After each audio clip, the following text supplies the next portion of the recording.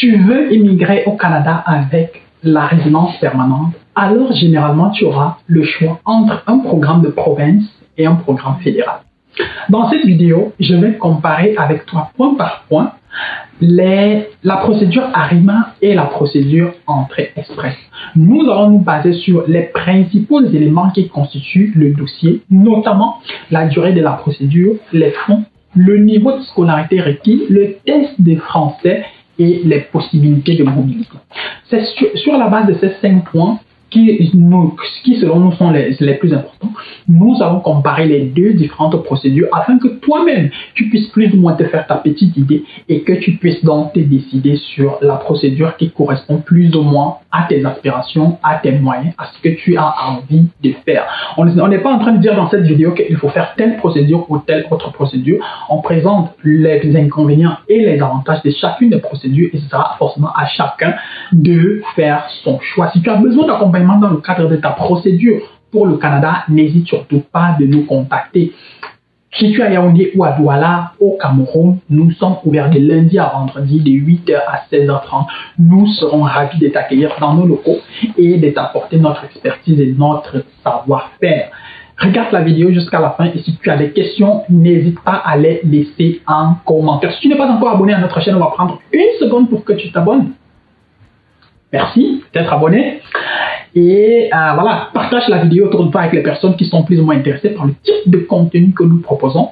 Et surtout, like la vidéo et installe-toi. Au cours des 10 prochaines minutes environ, nous allons ensemble comparer la procédure ARIMA et la procédure Entrée Express.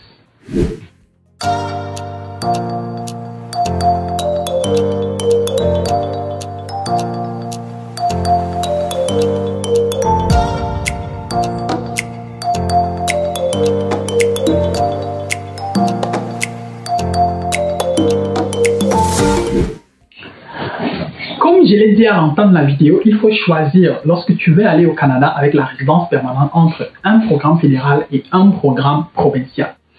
La procédure ARIMA est un programme provincial de la province du Québec.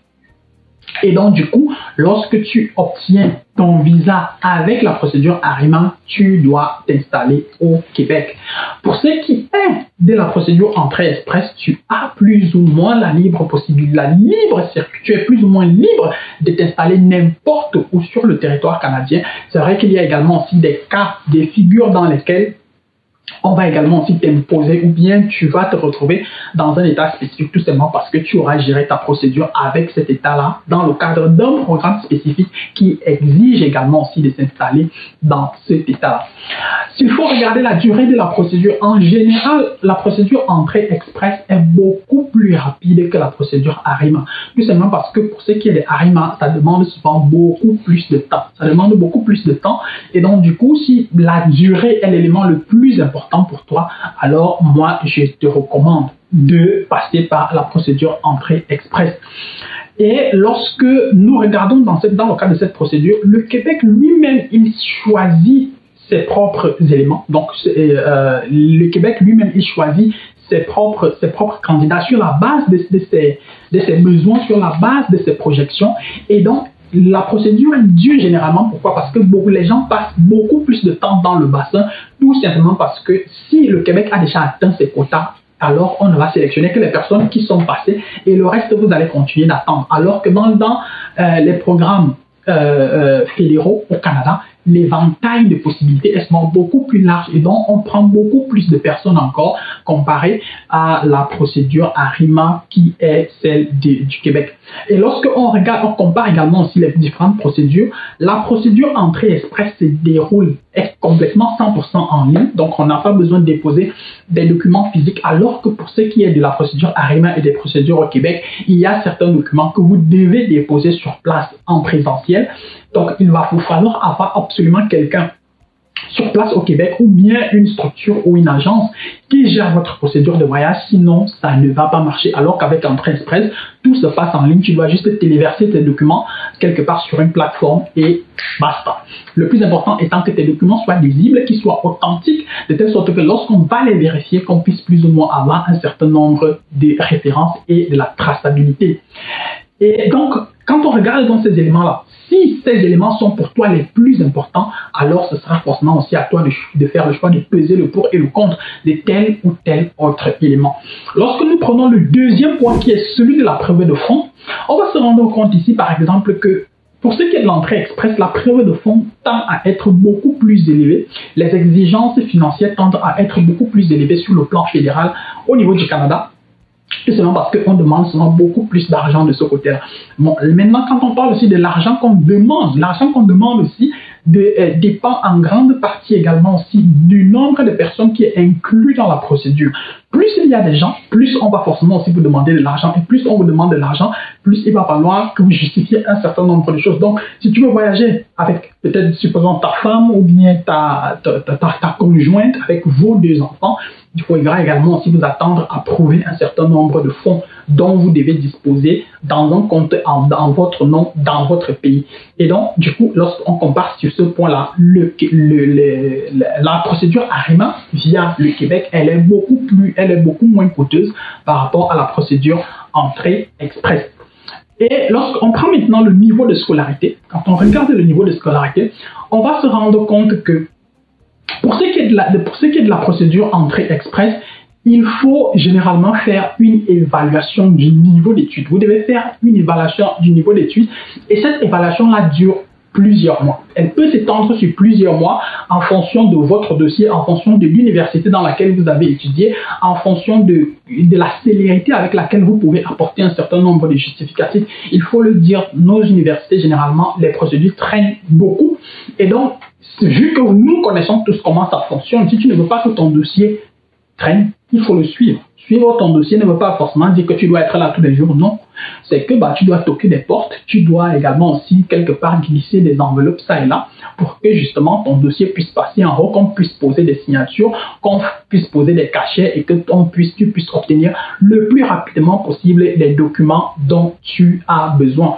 Sur ce point, alors que pour ce qui est de la procédure, pour ce qui est du niveau d'études au Québec, on n'a pas forcément besoin d'avoir des documents, des attestations ou bien des confirmations venant de l'université, tout simplement parce que le Québec, lui, il a sa base de données et il se base justement sur sa base de données pour pouvoir déterminer le niveau d'études, l'équivalence du niveau d'études par rapport au diplôme que le candidat est en train de présenter.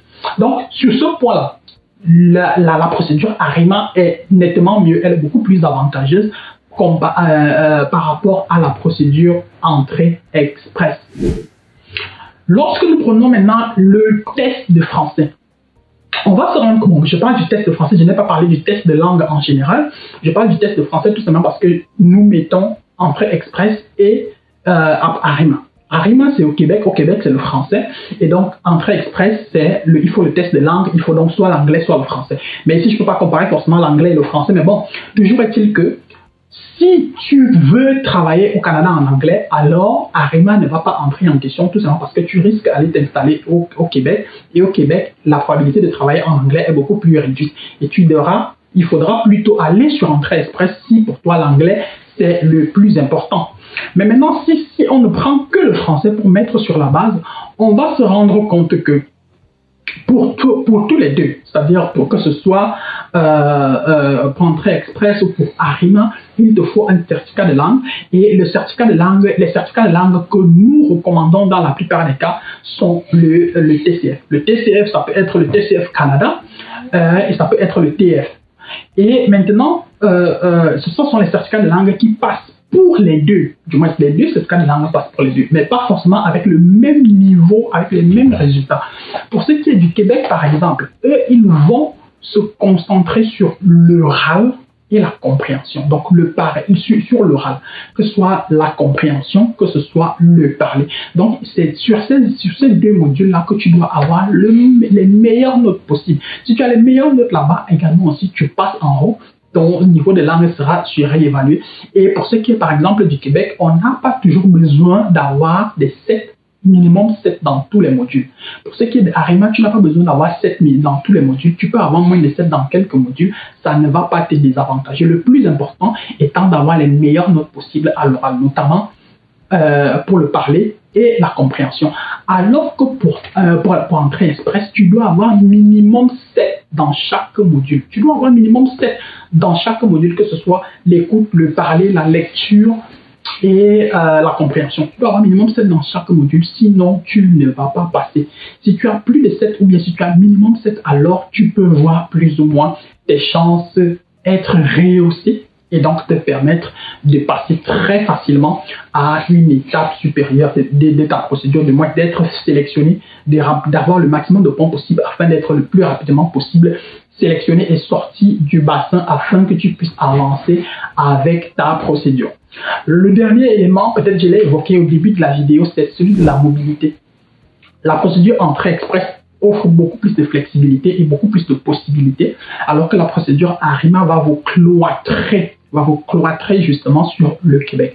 Avec ARIMA, tu dois absolument rester au Québec, ce qui n'est pas mauvais en soi, c'est une très belle province, avec beaucoup de possibilités, avec des villes comme Montréal, où il y a énormément de possibilités. Donc, il y a énormément de possibilités, que ce soit en termes d'éducation, en termes de travail, en termes de ci, en termes de ça, tu peux bien t'épanouir dans cette zone-là. Mais si tu as envie peut-être un jour de t'émouvoir, d'aller t'installer ailleurs, peut-être de quitter avec ta famille ou je ne sais pas trop quoi, ça peut être compliqué si tu es entré au Canada avec ARIMA. Donc, il faudra faire également aussi attention à tous ces petits éléments-là qui sont des éléments juridiques, parce que si tu ne respectes pas, si tu as obtenu ton visa pour le Canada avec ARIMA et que toi tu décides d'aller par exemple t'installer à Toronto, dans ce cas de figure-là, il peut arriver même qu'on arrive jusqu'à l'expulsion du territoire canadien. J'espère que cette vidéo t'aura plus ou moins aidé à répondre à un certain nombre de questions concernant la procédure Entrée Express et la procédure ARIMA. Si c'est le cas, alors tu m'envoies un avis. Si tu as d'autres questions concernant la procédure pour le Canada, n'hésite pas à les laisser en commentaire. Tu peux me dire ce que tu penses des deux procédures, laquelle est-ce que tu préfères, quelle est celle qui propose le plus de possibilités, le plus d'avantages et laquelle te parle le mieux, ou bien laquelle est-ce que toi tu conseillerais à quelqu'un. Si tu n'es pas encore abonné à notre chaîne, n'hésite surtout pas à t'abonner, n'hésite pas à liker la vidéo, n'hésite pas à la partager autour de toi avec les personnes qui sont intéressées par le type de contenu que nous proposons. Si tu as besoin d'accompagnement dans le cadre de ta procédure pour le Canada, n'hésite surtout pas de nous contacter. D'ici à notre prochaine vidéo, porte-toi bien, bien des choses à toi. Ciao, ciao.